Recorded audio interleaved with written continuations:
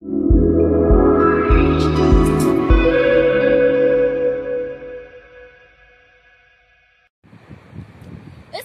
Кыргыз бермети. Менин мекеним Кыргызстан. Ал эми киндик каным тамган жер. Кыргыз элим сыймыктанган бермети болгон Ысыккөл. Көлүм абдан сулуу, себеби канчалаган келген куштар келет. Ошону менен эле бирге аккуулар конушат. Ысыккөлгө канчалаган өлкөдөн туристтер, альпинисттер, саякатчылар, эс алуучулар келип, кереметине суктанып, тойбой кетишет. Ысык көлүмдүн кооздугун айтып бүтө албайм. Деги, койчай, ысык көлүмө болгон сүйүүмдү айтып бүтө албайм. Көлүмдү дүйнөгө таңазалап, акындар, жазуучулар ырларды, китептерди жазышкан.